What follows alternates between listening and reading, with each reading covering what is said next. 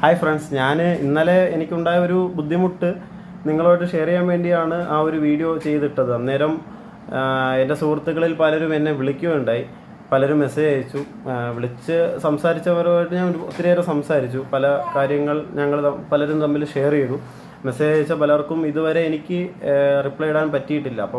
അപ്പോൾ അതുകൊണ്ട് ഞാൻ പെട്ടെന്ന് ഇങ്ങനെ സംസാരിക്കുന്നതിനിടയിൽ സുഹൃത്തുക്കൾ പറഞ്ഞ അല്ലെങ്കിൽ എന്നോട് ചോദിച്ച കാര്യങ്ങൾ, ഞാൻ പലതും വീഡിയോയിൽ പറയാത്ത കാര്യങ്ങൾ നിങ്ങളോട് ബാക്കി കാര്യങ്ങൾ ഷെയർ ചെയ്യാമെന്ന് കരുതുന്നു. അങ്ങനെയാണ് ഒരു വീഡിയോ കൂടി ചെയ്യാം എന്ന് പെട്ടെന്ന് തീരുമാനിച്ചത്. അപ്പം അതിനു വേണ്ടിയിട്ടാണ് ഈ വീഡിയോ ചെയ്യുന്നത്. അപ്പോൾ ഈ വീഡിയോയിൽ ഞാൻ ഉദ്ദേശിക്കുന്നത് ഈ ഒരു സൈബർ ക്രൈം അല്ലെ എന്നെ എങ്ങനെയാണ് അവർ സമീപിച്ചത്, എങ്ങനെയാണ് എന്നിലേക്ക് അവർക്ക് എത്തിപ്പെടാൻ പറ്റിയത്, ഇതാണ് ഞാൻ ഉദ്ദേശിക്കുന്നത്. ഇത് നിങ്ങളോട് ഷെയർ ചെയ്യാനാണ് ഉദ്ദേശിക്കുന്നത്. ഇതുപോലുള്ള രീതികൾ ഇനിയും ഉണ്ടാവാം. എനിക്കും നിങ്ങൾക്കും എല്ലാം ഇതുപോലുള്ള രീതികളിലൂടെ അവർ സമീപിക്കാൻ സാധ്യതയുണ്ട്. അപ്പോൾ അത് നിങ്ങളെ ഒന്ന് അവെയർ ആക്കുക, അല്ലെങ്കിൽ നിങ്ങളെ ഒന്ന് മനസ്സിലാക്കി വെക്കുക എന്നുള്ളതാണ് എൻ്റെ ഒരു ഉദ്ദേശം. ഞാൻ ഈ സ്ക്രീനിൽ കാണിച്ചിരിക്കുന്നത് പോലെയുള്ള ഒരു വാട്സപ്പ് സന്ദേശമാണ് വന്നത് എനിക്കല്ല, എൻ്റെ ഒരു സുഹൃത്തിനാണ്. അദ്ദേഹത്തിന് ഇതിനെപ്പറ്റി വലിയ ഗ്രാഹ്യമില്ലാത്തത് കൊണ്ട്, പിന്നെ ഉത്തരവാദിത്വം എൻ്റെത് കൂടി ആയതുകൊണ്ടാണ് അദ്ദേഹം എനിക്കത് ഷെയർ ചെയ്ത് തന്നത്. അപ്പോൾ ഞാനത് ഗൗരവത്തിൽ കാണാത്തത് കൊണ്ടാണ് എനിക്ക് ആ ഒരു മിസ്റ്റേക്ക് പറ്റിയത്. അപ്പം എനിക്ക് അയച്ചു തന്നപ്പോൾ ഞാൻ എന്താ ചെയ്തത്, ആ മെസ്സേജ് നോക്കി. നമ്മൾ ഈ സ്ക്രീൻ കാണുന്നത് പോലെ അതിൽ പറഞ്ഞിട്ടുള്ളത് ട്രാഫിക് വയലേഷൻ നോട്ടീസ് എന്ന് പറഞ്ഞിട്ടാണ് ആദ്യം തന്നെ വരുന്നത്. ഒരു പാരഗ്രാഫാണ് ആ വരുന്നത്. പിന്നെ ആ വന്ന നമ്പർ നമ്മളെ ഇന്ത്യൻ നമ്പറാണ്, വാട്സപ്പിലാണ് വന്നത്. അതിൽ വാഹൻ പരിവാഹൻ, അതിൽ സ്പെല്ലിംഗ് മിസ്റ്റേക്ക് ഉണ്ട്. നമ്മൾ ശ്രദ്ധിക്കാത്ത ഒരു കാര്യം അതാണ്, അതിൽ സ്പെല്ലിംഗ് മിസ്റ്റേക്ക് ഉണ്ട്.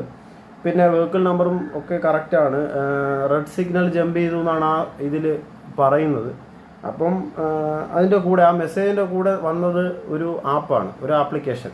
നമ്മുടെ എം പരിവാഹൻ എന്ന് പറയുന്ന ആപ്ലിക്കേഷൻ്റെ അതേ പേരിലുള്ള ഒരു ആപ്ലിക്കേഷൻ. ഞാനത് ഇൻസ്റ്റാൾ ചെയ്യാൻ നോക്കി. അന്നേരം അതിൽ പിൻ നമ്പർ ആവശ്യപ്പെട്ടു, UPIയുടെ പിൻ നമ്പർ ആവശ്യപ്പെട്ടു. പക്ഷേ എൻ്റെ ഒരു പിൻ നമ്പർ ആവശ്യപ്പെട്ടത് നമ്മൾ സാധാരണ രീതിയിൽ UPI, ഗൂഗിൾ പേ ഉപയോഗിക്കുന്ന അതേ സെയിം പേജ് തന്നെയാണ് എൻ്റെ മുന്നിൽ വന്നത്. അപ്പം ഞാൻ ചിന്തിക്കുന്നതിന് മുൻപ് എൻ്റെ കൈകൾ അതിൽ പ്രതികരിച്ചു കഴിഞ്ഞു. നമ്മൾ നിരന്തരം ഒരു ദിവസം ഏകദേശം 10-20 തവണ ചെറുതും വലുതുമായിട്ടുള്ള UPI ട്രാൻസാക്ഷൻ നമ്മൾ ചെയ്യാറുണ്ട്. അപ്പം അതിൽ നമ്മുടെ കൈ നമ്മൾ പോലും അറിയാതെ എക്സ്പെർട്ടാണ്. അതാണ് ശരിക്കും എന്നിലൂടെ പ്രവർത്തിച്ചതെന്നാണ് ഞാൻ മനസ്സിലാക്കുന്നത്. എന്തിനാണ് UPI ഞാനിപ്പോൾ ടൈപ്പ് ചെയ്യുന്നത് എന്ന് ഞാൻ ചിന്തിക്കുന്നതിന് മുൻപ് എൻ്റെ കൈ അവിടെ ആ 4 അക്ക പിൻ നമ്പർ എൻ്റർ ചെയ്ത് കഴിഞ്ഞു. അങ്ങനെയാണ് ശരിക്കും ഇതിലേക്ക് ഞാൻ എൻ്റർ ആവുന്നത്. ഞാൻ ആ UPI പിൻ നമ്പർ കൊടുത്തു, ഈ ആപ്പ് ഇൻസ്റ്റാൾ ചെയ്യാൻ നേരത്ത് പെർമിഷൻ കൊടുത്തു. ഇതെല്ലാം കൂടി ആയപ്പോഴാണ് അവർക്ക് നമ്മളെ ആക്സസ് ചെയ്യാൻ പറ്റിയത്. അതിലൂടെയാണ് ശരിക്കും അവർ ക്രൈം നടത്തിയിട്ടുള്ളത്. കഴിഞ്ഞ ദിവസം ഞാനിട്ട വീഡിയോയിൽ കമൻറ്റ് സെക്ഷൻ ഞാൻ ചുമ്മാ ഒന്ന് നോക്കിയപ്പോൾ ഒരു കമൻറ്റ്, രസകരമായ ഒരു കമൻറ്റ്, നാളെ ചിലപ്പോൾ പൊല്യൂഷൻ തീർന്നു പോയി എന്ന് പറഞ്ഞായിരിക്കും മെസ്സേജ് വരുന്നത് എന്ന് ഒരാൾ കമൻറ്റ് ചെയ്തതാണ്. നമുക്കറിയുന്ന ഒരു ചേട്ടൻ തന്നെയാണ് അത് കമൻറ്റ് ചെയ്തത്. അപ്പം എനിക്ക് പറയാനുള്ളത്, പൊല്യൂഷൻ മാത്രമായിരിക്കില്ല, വാഹനം ആയിട്ട് ബന്ധപ്പെട്ട ഒരു കാര്യം ആവണമെന്നുമില്ല. നമ്മുടെ ഗവൺമെൻറ്റിൻ്റെ സ്വന്തം ആപ്പാണ് എം പരിവാഹൻ ആപ്പ്. അതിനെ ഫേക്ക് ചെയ്തുകൊണ്ട് അല്ലെങ്കിൽ അതിനെ ജിമിക്ക് ചെയ്തുകൊണ്ട് ഒരു ആപ്പുമായിട്ട് ഇന്ന് വന്നു. നാളെ ചിലപ്പോൾ നമ്മുടെ കേരള ഗവൺമെൻറ് തന്നെ മറ്റേതെങ്കിലും ആപ്പുകൾ, നമ്മൾ KSFEയുടെ ആപ്പുകൾ ഉപയോഗിക്കാറുണ്ട്, ബാങ്കിങ് ആപ്പുകൾ, മറ്റ് ആപ്പുകൾ ഉപയോഗിക്കാറുണ്ട്. അതുപോലെ നമ്മൾ ഉപയോഗിക്കുന്നത് ഇനി ചിലപ്പോൾ പിന്നീട് വാട്സപ്പിൻ്റെ കോപ്പി തന്നെ ചെയ്തുകൊണ്ട് വേറൊരു പുറംചട്ട അണിഞ്ഞുകൊണ്ട് നമ്മളെ സമീപിച്ചേക്കാം. അപ്പം അപ്പോഴും നമ്മളെപ്പോഴും അവെയർ ആയിരിക്കണം. നമ്മൾ UPIയുടെ പിൻ നമ്പർ അടിക്കുമ്പോൾ അത് നമ്മളെ കൈ ഫാസ്റ്റാണ്, നമ്മൾ സ്ഥിരം ഉപയോഗിക്കുന്നത് ഫാസ്റ്റ് തന്നെയാണ്. അപ്പോൾ അതിലേക്ക് നമ്മുടെ കൈ എത്തുന്നതിന് മുമ്പ് നമ്മൾ ചിന്തിക്കണം, ഇവിടെ UPIയുടെ പിൻ ആവശ്യമുണ്ടോ എന്ന് നമ്മൾ ചിന്തിക്കണം.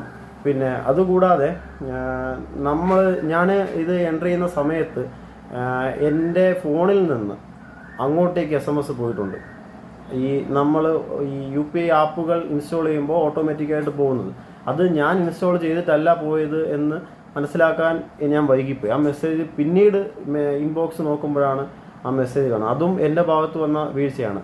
അഥവാ എനിക്ക് ആ മെസ്സേജ് പോയത് എന്തോ ഒരു ക്രൈം നടന്നിട്ടുണ്ട്, എന്തോ ഒരു ഒരു അറ്റംപ്റ്റ് നടന്നിട്ടുണ്ട് എന്ന് എനിക്ക് സംശയം ഉണ്ടായിരുന്നെങ്കിൽ ഞാൻ എൻ്റെ അക്കൗണ്ടിലേക്ക് ഇട്ട എമൗണ്ട് ഒന്ന് ഡിലേ ചെയ്യാമായിരുന്നു, ഒന്ന് വൈകിക്കാമായിരുന്നു. എങ്കിൽ ആ ഫണ്ട് എന്നിൽ നിന്നും പോകില്ലായിരുന്നു, വലിയൊരു ക്രൈം നടക്കുകയില്ലായിരുന്നു. അപ്പോൾ ഇതൊക്കെയാണ് നിങ്ങളോട് എനിക്ക് പറയാനുള്ളത്. നമ്മളെപ്പോഴും അവെയർ ആയിരിക്കുക എന്നുള്ളതാണ് ഇതിലേറ്റവും പ്രധാനം.